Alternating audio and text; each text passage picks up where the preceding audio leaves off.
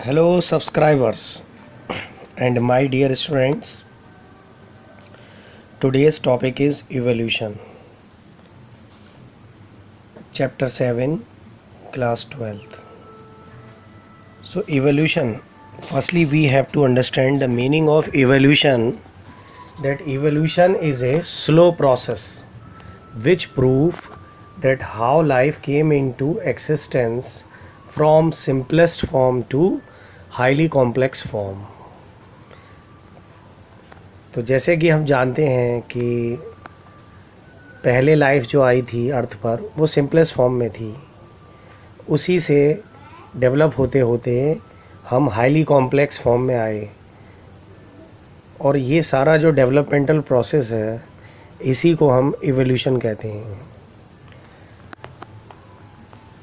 So I think all of you have understood the meaning of evolution, the slow developmental process which proves that life came into existence from simplest form to highly complex form is called evolution. तो देखिए, evolution को prove करने के लिए हमारे सामने बहुत सारी थ्योरियाँ आई. साइंस के अकॉर्डिंग ये माना जाता है big bang theory. According to big bang theory, now you are seeing that a sun is a star. According to this theory, a huge explosion occurred in the sun. It result then the sun split it into several pieces, and these pieces of sun became under the effect of gravitational force, so they start to rotate around the sun in two types of motion, axillary motion and rotatory motion. Axillary मतलब यहाँ जो planet है, suppose this planet axillary motion, it means it start to move on its axle. And rotatory motion, and this planet start to rotate around the sun. So in this way our solar system came into existence. Okay, so now see, try to understand the language. This is 4.6. What I have written here, 4.6. So 4.6 billion year ago an explosion occurred. This is 4.6. Okay, this is 4.6 billion year ago an explosion occurred in the sun, which splitted it into several pieces. Sun applied the gravitational force on these planets. It result they started the auxiliary motion and rotatory motion around the sun. In this way our solar system came into existence or formed. Okay, so now तो अभी हमने big bang theory देखी, जिसमें हमने समझा कि किस तरीके से अर्थ के साथ वो सन के स्प्लिटिंग के बाद अर्थ और मार्स, जुपिटर, सैटर्न, ये सभी प्लैनेट बने. तो अर्थ पर जो लाइफ की शुरुआत होती है, अर्थ पर लाइफ की शुरुआत की थ्योरी ए.आई. ओपेरिन ने दी. तो ए.आई. ओपेरिन की थ्योरी जो है साइंटिफिक थ्योरी है, जो ये बताती है अर्थ पर लाइफ की शुरुआत एक बायोलॉजिकल मॉलिक्यूल जो कि प्रोटीन अमीनो एसिड्स का बना था, कोई सर्वेट से हुई. तो देखें, A.I. Operin wrote a book known as The Origin of Life. He explained earlier that Earth contained methane, ammonia and hydrogen gases. Oxygen was not present in molecular form at that time. मतलब उस समय oxygen free form में थी, molecular form में नहीं थी। A huge cloud thundering and started the rain up to thousands of the year, which made the earth cool, and proteinous jelly-like substance is produced in a sea which is known as कोएसर्वेट, जिसे कोएसर्वेट कहा गया। तो कोएसर्वेट एक proteinaceous molecule था जो कि cloud thundering, earlier अर्थ में cloud thundering हुई और मीथेन अमोनिया हाइड्रोजन गैसेस के क्लाउड थंडरिंग होने की वजह से सी में कोएसर्वेट नाम का एक प्रोटीनियस मॉलिक्यूल बना। तो देखते हैं यहाँ पर एआई ओपेरिन की थ्योरी में पहले फ्री एटम थे, वो थे हाइड्रोजन, कार्बन और नाइट्रोजन। फ्री एटम से बने सिंपल मॉलिक्यूल। तो देखें सिंपल मॉलिक्यूल में जब हाइड्रोजन के 2 एटम मिले तो हाइड्रोजन गैस H2 बन गई। नाइट्रोजन का एक, हाइड्रोजन के 3 मॉलिक्यूल, 3 एटम जब कंबाइन हुए तो उससे NH3 अमोनिया बन गई। कार्बन का एक, हाइड्रोजन के 4 जब आपस में कंबाइन हुए तो उससे CH4 यानी मीथेन बन गई। हाइड्रोजन, कार्बन और नाइट्रोजन के कंबाइन होने से HCN यानी हाइड्रोसाइनाइड बन गया। इस तरीके से हमने देखा अभी कि जो एआई ओपेरिन की थ्योरी है इसके 2 स्टेप। पहला स्टेप है फ्री एटम, दूसरा स्टेप है सिंपल मॉलिक्यूल, जिस सिंपल मॉलिक्यूल में बने hydrogen, ammonia, methane and HCN। इसके बाद हम देखते हैं third step, simple organic molecule. Simple organic molecule में हम देख रहे हैं मीथेन जब वाटर के साथ कंबाइन हुआ यानी CH4 + H2O तो उससे शुगर, ग्लिसरॉल और फैटी एसिड बन गए। मीथेन जब वाटर + NH3 अमोनिया के साथ कंबाइन हुआ तो उससे अमीनो एसिड बन गए। इसी तरीके से मीथेन, H2O, NH3 और HCN जब आपस में कंबाइन हुए तो उससे नाइट्रोजनस बेस बन गए। नाइट्रोजनस बेस जैसे कि हम जानते हैं प्यूरिन और पिरिमिडिन 2 टाइप के होते हैं। तो ये हो गया हमारा थर्ड स्टेप। अब आता है fourth step, complex organic molecule. Complex organic molecule में हम देखेंगे यहाँ पर शुगर प्लस शुगर जब आपस में कंबाइन होगी तो उससे बनेगा पॉलीसैकेराइड। देखिए शुगर प्लस शुगर जब कंबाइन हुआ तो पॉलीसैकेराइड बना। फैटी एसिड प्लस ग्लिसरॉल जब आपस में कंबाइन हुए तो फैट बने। और तीसरे स्टेप में यहाँ देखते हैं हम अमीनो एसिड और अमीनो एसिड जब कंबाइन हुए तो उससे प्रोटीन बन गया।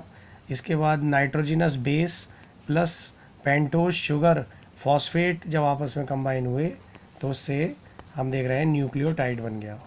तो इस तरीके से जेनेटिक मटेरियल की फॉर्मेशन होनी शुरू हो गई और सेल की शुरुआत हो गई। सेल के जो बेसिक एलिमेंट हैं कार्बोहाइड्रेट, प्रोटीन, फैट, वो एआई ओपेरिन की इस थ्योरी से बन के तैयार हुए। इसे हम एक तरीके से केमिकल इवोल्यूशन भी कह सकते हैं, जो कि ओरिजिन ऑफ लाइफ नाम की बुक के अंदर उन्होंने अपनी ये थ्योरी दी। तो इस तरीके से हमें ये पता लगता है कि अर्लियर अर्थ में प्रोटीनियस एक जेली लाइक सब्सटेंस समुद्र के अंदर बना जिसे कोएसर्वेट कहा गया। कोएसर्वेट से ही लाइफ की शुरुआत हुई, लेकिन कोएसर्वेट के अंदर कोई जेनेटिक मटेरियल नहीं था। वो एक प्रोटीनियस जेली लाइक स्ट्रक्चर थी जो सी में बनी थी और इसके साथ साथ उसके अंदर वाटर फिल्ड था। फिर इसमें कोएसर्वेट से आगे चल के फर्दर डेवलपमेंट हुआ और कोएसर्वेट से एबॉइंट बना, एबॉइंट से प्रोकैरियोट्स बने, प्रोकैरियोट से यूकैरियोट्स बने, यूकैरियोट से जैसा कि हम जानते हैं कि 2 तरीके की सेल्स होती हैं, एनिमल सेल, प्लांट सेल। इस तरीके से प्लांट सेल और एनिमल सेल का डेवलपमेंट हुआ और पहली एनिमल सेल जो सिंपलेस्ट बनी उससे फाइलम प्रोटोजोआ स्टार्ट हो गया और प्रोटोजोआ से पॉरीफेरा, सीलियंट्रेटा, इस तरीके से लगातार डेवलपमेंट होता गया। Platyhelminthes, Aschelminthes, Annelida, Arthropoda, Mollusca, Echinodermata, Hemichordata और कॉर्डेटा तक हम देख रहे हैं लगातार डेवलप होते चले गए। और कॉर्डेटा के भी जैसे कि हम जानते हैं कि पाइसेस, एम्फीबिया, रेप्टिलिया, एविस और मैमेलिया, इस तरीके से इवोल्यूशन स्टार्ट हो गया एनिमल सेल के साथ। इसी तरीके से प्लांट सेल के साथ भी इवोल्यूशन स्टार्ट हुआ। जो पहली प्लांट सेल जैसे बनी थी तो उसमें सिंपलेस्ट प्लांट स्टार्ट हो गए, जैसे थैलोफाइटा, ब्रायोफाइटा, टेरिडोफाइटा, इसके बाद जिम्नोस्पर्म और एंजियोस्पर्म, जैसे कि हम जानते हैं एंजियोस्पर्म में भी मोनोकॉट और डाइकॉट। इस तरीके से लगातार डेवलपमेंट होता चला गया। तो एआई ओपेरिन की जब थ्योरी अगर एग्ज़ाम में आती है तो हम इसके ये 4 स्टेप लिखेंगे। आगे का समझाने का प्रोसेस था वो आप लोगों को मैंने यहाँ पर बता दिया। अब देखते हैं यहाँ पर कुछ थ्योरियाँ थी। Theory of A biogenesis. देखें, थ्योरी ऑफ ए बायोजेनेसिस, ए मतलब जहाँ एब्सेंट हो, बायो मतलब लाइफ, जहाँ पर लाइफ एब्सेंट होती है। So the theory is explained by Aristotle. According to this theory, life is originated by non-living substances like as a mud, soil, dried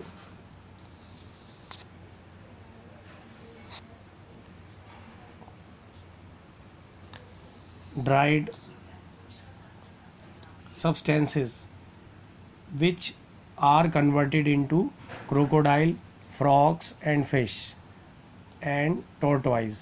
तो देखें, ये थ्योरी, ये ए बायोजेनेसिस ये बताती है कि अरिस्टोटल जो फादर थे बायोलॉजी के, उनके अकॉर्डिंग ये था कि जो तालाब के अंदर मछलियां हैं, क्रोकोडाइल हैं या टॉर्टवाइज हैं या ये सब जितने भी एनिमल हैं, ये तालाब की मिट्टी जो पॉन्ड की सॉइल होती है उसके सूख जाने के बाद बने। तो ये थ्योरी तो अरिस्टोटल ने दी थी, लेकिन this theory is totally failed. अब देखते हैं यहाँ पर ये theory I biogenesis. Theory of biogenesis जो है वो ए बायोजेनेसिस की थ्योरी को फेल्ड करती है, जिसमें ये बताया गया कि लाइफ की शुरुआत नॉन लिविंग सब्सटेंसेस से हुई। अब आती है theory of biogenesis. Theory of biogenesis बताती है लाइफ की शुरुआत लिविंग सब्सटेंसेस से हुई। So it is explained by Francesco Redi, Lazzaro Spallanzani. They explained a simple experiment and according to it life is originated by only living thing। तो देखें इन्होंने क्या किया, they proved wrong that the theory of abiogenesis। तो theory of biogenesis जो है Aristotle की ए biogenesis की थ्योरी को फेल करती है। तो देखें इन्होंने क्या किया, इन्होंने 3 जार ले लिए, जैसे कि यहाँ डायग्राम में दिखाया है, फर्स्ट, सेकंड एंड थर्ड। जो पहला जार है हम देख रहे हैं, फर्स्ट जार, सेकंड जार और थर्ड जार, तीनों में मीट के पीस रख दिए गए हैं। फर्स्ट जार को पूरी तरीके से खुला छोड़ दिया गया है और सेकंड जार को पार्चमेंट पेपर से कवर्ड किया गया है और थर्ड जार को पार्चमेंट पेपर के साथ साथ एयर टाइटली कॉर्क से कवर्ड कर दिया है। तो हम देख रहे हैं फर्स्ट जार के अंदर लार्वा बन गए हैं और मीट सड़ गया है। सेकंड जार में लार्वा नहीं बने हैं लेकिन मीट स्पॉइल्ड हो गया है। और थर्ड वाले जार को, जो कि एयर टाइट बंद करके किया गया था, इसमें ना तो लार्वा बने और ना ये स्पॉइल्ड हुआ। तो इसका कारण क्या था, तीनों ही मीट के पीस हैं हम देख रहे हैं, लेकिन लार्वा केवल फर्स्ट वाले जार में इसलिए बना क्योंकि मक्खियाँ आईं और मक्खियों ने अंडे दिए, अंडे हैच हुए और जिससे लार्वा बना। सेकंड वाले में मक्खियाँ नहीं आ पाई और थर्ड वाले के अंदर भी मक्खियाँ नहीं जा पाई। पार्चमेंट पेपर हल्का पेपर होता है, इससे मक्खियाँ तो नहीं जा सकती लेकिन हवा इसके ज़रिए जा सकती है, तो जिसकी वजह से बैक्टीरिया अंदर गए और मीट का पीस सड़ गया, लेकिन मक्खियाँ नहीं जा पाई। थर्ड वाला जो जार है, इसमें ना हवा अंदर गई और ना इसमें कोई मक्खियाँ गईं, इसीलिए ये मीट का पीस, इसमें नो स्पॉइलेज और नो लार्वा रिपोर्टेड। तो इस एक्सपेरिमेंट से ये पता लगता है कि लाइफ की शुरुआत केवल लिविंग ऑब्जेक्ट से हुई, जिसे हम थ्योरी ऑफ बायोजेनेसिस कहते हैं। तो हमने दो थ्योरियाँ यहाँ देख ली। देखें first jar, in first case flies enter, so after few days meat piece get spoiled and larvas are reported. In second case, in second jar, meat piece spoiled and larva are not reported. In third jar, no larva, no spoilage,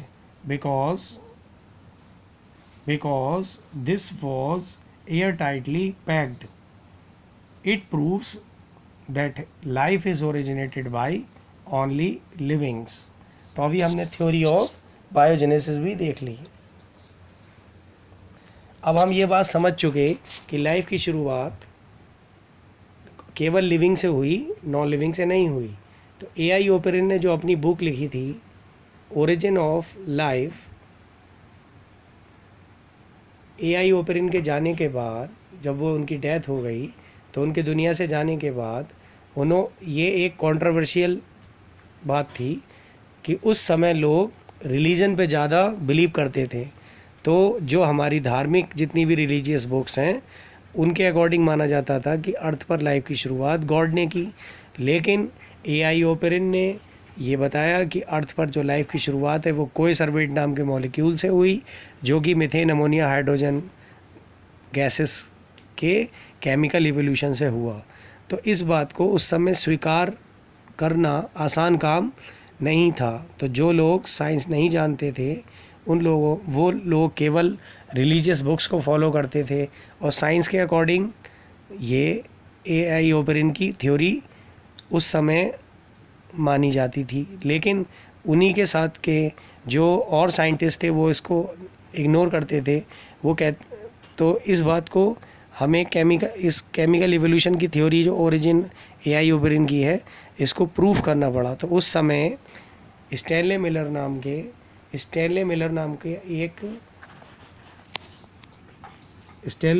का एक student, एक व्यक्ति, एक scientist था, जिसने doctor Harold यूरे के under में research की और ए.आई. ओपेरिन की थ्योरी के अकॉर्डिंग जो कंडीशन उनकी बुक में ओरिजिन ऑफ लाइफ में लिखी थी, वो कंडीशंस लैब के अंदर क्रिएट की। तो उन्होंने पायरेक्स ग्लास का, जो बहुत ज़्यादा टेम्परेचर को सहन कर सकता है, एक एपरेटस बनाया। क्योंकि उस बुक के अंदर ये बताया गया था कि पहले ऑक्सीजन नेचर में फ्री फॉर्म में नहीं थी, तो इसीलिए ग्लास एपरेटस में से उन्होंने ऑक्सीजन को बाहर निकाल दिया और उसे वैक्यूम कर दिया सारे एपरेटस को। फिर इसके बाद हम देखते हैं यहाँ पर उन्होंने एक सिलेंडर लिया। इस सिलेंडर में मीथेन, अमोनिया, हाइड्रोजन का मिक्सचर इन्होंने इसके अंदर 2:2:1 के रेशो में बंद किया और उसके बाद उसको इलेक्ट्रोलाइज्ड स्पार्किंग की 800 डिग्री सेल्सियस टेम्परेचर पर उसे 7 डेज तक, 7 से 10 दिन तक लगातार उन्होंने इलेक्ट्रोलाइसिस किया। देखें ये यहाँ पर इलेक्ट्रोलाइसिस हो रही है। तो मीथेन, अमोनिया, हाइड्रोजन के मिक्सचर में जब इलेक्ट्रोलाइसिस हुई तो यहाँ पर एक फ्यूम जो बनी, वो गर्म फ्यूम जब नीचे की तरफ आई तो उन्होंने यहाँ कंडेंसर लगा दिए। तो कूलिंग कंडेंसर की वजह से वो जो फ्यूम थी वो कंडेंस हो गई और कंडेंस होने के बाद वो वाटर ड्रॉपलेट्स में बदल गई।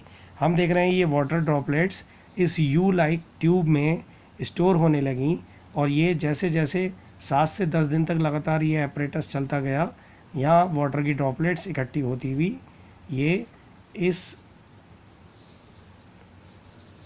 एपरेटस के अंदर, जो कि हम राउंड शेप्ड में, बीकर शेप्ड में देख रहे हैं, इसके अंदर स्टोर हो गई। इसके बाद उन्होंने, क्योंकि अर्थ का टेम्परेचर उस समय ज़्यादा था, इसीलिए उसको गर्म किया और गर्म करने के बाद यही water vapour methane ammonia hydrogen के साथ यहाँ पर मिक्स हो गई और इस एपरेटस को लगातार 7 से 10 दिन तक उन्होंने नॉन स्टॉप चलाया, जिसमें हम देख रहे हैं ऊपर जहाँ इलेक्ट्रोलाइसिस हो रही है ये क्लाउड थंडरिंग का एग्जाम्पल है। इसके बाद जो वाटर नीचे की कंडेंसर से होता हुआ जो वाटर यहाँ पर इकट्ठा होकर जो वाटर यहाँ आया, ये अर्थ का मॉडल हो गया, ये अर्थ का मॉडल हो गया। और अर्थ के मॉडल के अकॉर्डिंग यहाँ पर ये वैक्यूम इन्होंने इसलिए किया क्योंकि उस समय अर्थ पर ऑक्सीजन फ्री फॉर्म में नहीं थी, ऑक्सीजन को एब्सेंट कर दिया गया। इसके बाद उन्होंने जो इलेक्ट्रोलाइसिस करने के बाद जो वाटर का सॉल्यूशन यहाँ पर यू ट्यूब में इकट्ठा हुआ, इसे उन्होंने लैब में ले गए और लैब में ले जाने के बाद उन्होंने इसको बायोकेमिकल इन्वेस्टिगेशन किया। बायोकेमिकल इन्वेस्टिगेशन करने पर ये पता चला कि यहाँ पर जो लाइफ के लिए इसेंशियल अमीनो एसिड्स हैं, जैसे ग्लाइसिन, एस्पार्टिक एसिड और ग्लूटामिक एसिड इसमें थे, जिससे ये कंफर्म होता है कि ये कोएसरवेट की शुरुआत थी। इस यू लाइक ट्यूब के वाटर को लैब में इन्वेस्टिगेशन करने पर कोएसरवेट जैसी स्ट्रक्चर उन्होंने देखी और इस एक्सपेरिमेंट ने प्रूफ कर दिया कि लाइफ की शुरुआत कोएसरवेट नाम के मॉलिक्यूल से हुई। कोएसरवेट का मॉलिक्यूल स्टैनले मिलर के अकॉर्डिंग आज भी लैब में बनाया जा सकता है। तो अभी हमने यहाँ पर स्टैनले मिलर का एक्सपेरिमेंट देख लें ध्यान से सब लोग। ये डायग्राम बनेगा स्टैनले मिलर का एक्सपेरिमेंट का, ये डायग्राम बनेगा, सब लोग ध्यान से देखें। और इसके साथ साथ यहाँ पर अब हम इसका एक्सप्लेनेशन मैं बता देता हूँ। Stanley Miller studied the origin of life book written by A.I. Operin. He prepared a model according to this book made by the glass tube apparatus. He vacuumed this tube because in the earlier earth oxygen was absent. He filled methane ammonia hydrogen in a rate of 2:2:1 and electrolyzed up to 7 days at 800 degree Celsius temperature. कितना temperature है यहाँ पर? 800 degree Celsius temperature. Then he condensed the steam by cooling condenser and found water formation in the tube, which was an example of sea formation. This water get heated, which turns into vapor and get included in the mixture of methane ammonia hydrogen gases. After 7 days he stopped this.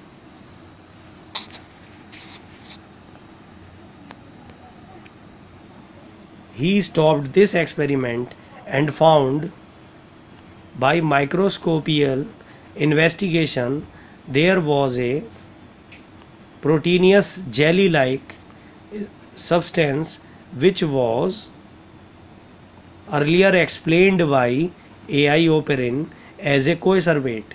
So coeservate was made up by 3 essential amino acids like glycine, aspartic acid, glutamic acid.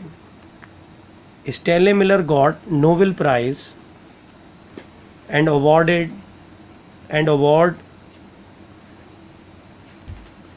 and his experiment get famous as Stanley Miller experiment, Stanley Miller and Urey experiment. Urey नाम यहाँ क्यों आया? यूरे उनके professor का नाम था और Stanley Miller उनका अपना नाम था, जो इसलिए क्योंकि उनके प्रोफेसर जो यूनिवर्सिटी में जिनके अंडर में इन्होंने अपनी रिसर्च की थी, इसीलिए इस एक्सपेरिमेंट को नाम से फेमस हुआ Stanley Miller and Urey experiment.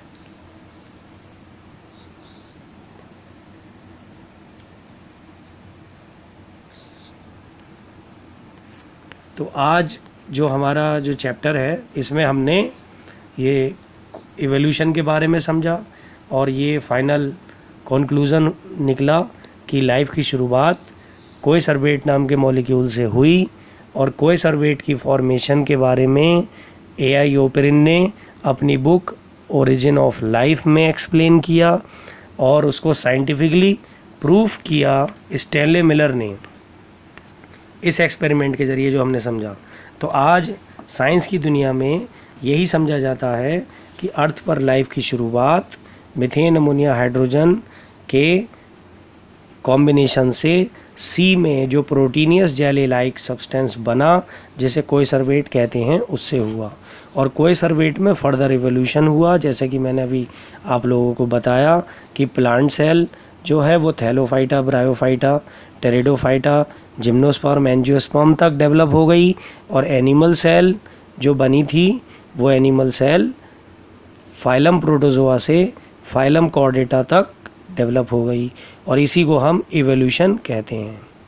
So evolution एक ऐसा स्लो प्रोसेस है, evolution is a slow and developmental process which proof life came into existence from simplest life to highly complex life. आगे का जो प्रोसेस है वो इस चैप्टर के पार्ट 2 में हम देखेंगे। ओके।